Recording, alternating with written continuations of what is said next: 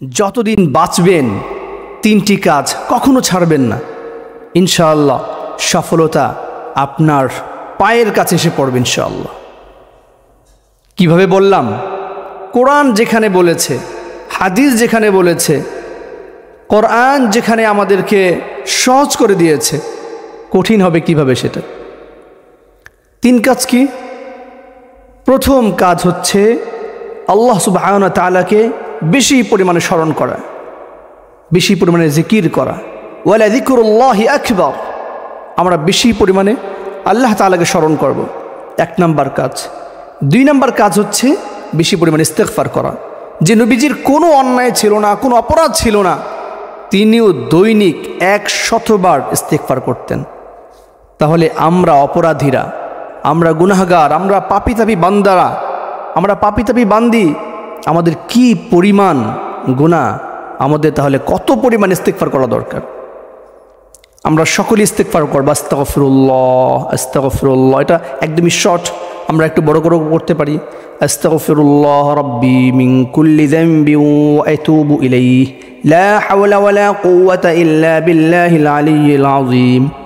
এইভাবে করে আমরা ইস্তেগফার করব, ইনশাআল্লাহ সফলতা আসবে ইনশাআল্লাহ। অনেক কিছু থেকে আপনি অনেক বিপদ থেকে মুক্ত হতে পারবেন। আরেকটা কাজ হচ্ছে কোরআন মাজিদের 3 কুল। এই 3 কুল অর্থাৎ কুল হুয়াল্লাহু আহাদ, যেটাকে অনেকে কুল হুয়াল্লাহ সূরা বলে, অনেকে সূরা ইখলাস বললে জানে না, বুঝে না, তো তারা বলে কুল হুয়াল্লাহ সূরা। আচ্ছা ঠিক আছে, আপনি যেটাই বুঝেন। তো কুল হুয়াল্লাহ সূরা বা সূরা ইখলাস এবং সূরা ফালাক, সূরা নাস, এই 3টা সূরা আমরা প্রত্যেক দিন পড়ব, কোনো দিন যেন মিস না হয়। আলহামদুলিল্লাহ আমার জানা মতে কোনো দিন এই 3 কুল পড়ি নাই, আমার এমন হয় নাই, আমার মনে পড়ে না। অর্থাৎ আমার প্রত্যেক দিন আলহামদুলিল্লাহ আমি 3 কুল পড়ি। আমাদের অনেক ওলামায়ে কেরাম এটা আমল করেন। আমার জানা মতে, আমার বিশ্বাস মতো সমস্ত ওলামায়ে কেরামই 3 কুলের আমলটা করেন। শুধু ওলামায়ে কেরাম বলে কথা না, অনেক নামাজি মানুষ, যারা বেনামাজি, যারা নামাজ পড়ে না, তাদের কথা কি বলবো, সে তো নামাজই যায় না, কিন্তু অনেক মানুষ এই 3 কুলের আমল করেন। ফায়দা কি? আমি অনেক কি বলি, অনেকে জিন্নাতের সমস্যায় আছে, বিভিন্ন পেরেশানিতে আছে। তো আমি বলি আপনারা প্রত্যেক দিন ফজরের পরে এবং মাগরিবের সালাতের পরে, এই 2 সালাতের পরে আপনারা এই 3 বার এটা পড়ুন। সাথে আয়াতুল কুরসি পড়তে পারলে বেশি ভালো।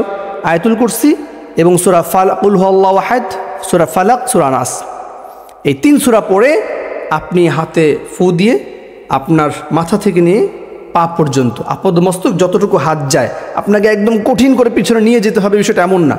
ইসলাম সহজ, আমরা কঠিন করে ফেলি না জানার কারণে, না বোঝার কারণে। সো আপনাকে কি করতে হবে? ইজিলি এই কাজটা করতে পারবেন আপনি। সেটা হচ্ছে হাতে ফু দিয়ে মাথা থেকে নিয়ে পা পর্যন্ত আপনি মুছে দেন। কোনো শয়তান, কোনো জিন্নাতের পাওয়ার নাই, সাহস নাই আপনাকে গ্রাস করবে, আপনাকে গ্রেফতার করবে, আপনাকে অ্যাটাক করবে, আপনার উপরে প্রভাব বিস্তার করবে। কোনো ওয়ে নাই, কোনো সুযোগ নাই। এত পাওয়ার, এত পাওয়ার, আল্লাহু আকবার। এই জন্য আমরা চেষ্টা করব যে প্রত্যেক দিন সূরা ইখলাস, সূরা ফালাক, সূরা নাস, এই 3টা পড়ার জন্য। তো আমরা যদি এইগুলো আমল করতে পারি, আমরা সফলতা অর্জন করতে পারবো, আমরা বিভিন্ন বিপদ থেকে মুক্ত হতে পারবো। তো মূল কথা আমি যেটা বললাম, আবার লাস্ট ফিনিশিং দিয়ে আজকে শেষ করে দিচ্ছি। 1 নাম্বার হচ্ছে আমাদেরকে জিকির করতে হবে, আল্লাহর প্রতি ঈমান রাখতে হবে।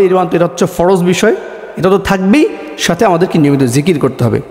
জিকির আজকার যেগুলো আছে, সালাত তো আদায় করবো, এগুলো ফরজ বিধান, স্বাভাবিকভাবে যেগুলো।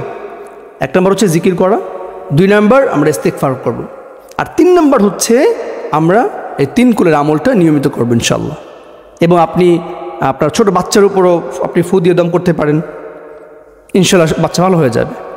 আল্লাহ তাআলা আমাকে, আপনাদের সকলকে বুঝার, মানার, আমল করার তৌফিক দান করুক। আল্লাহুম্মা আমিন।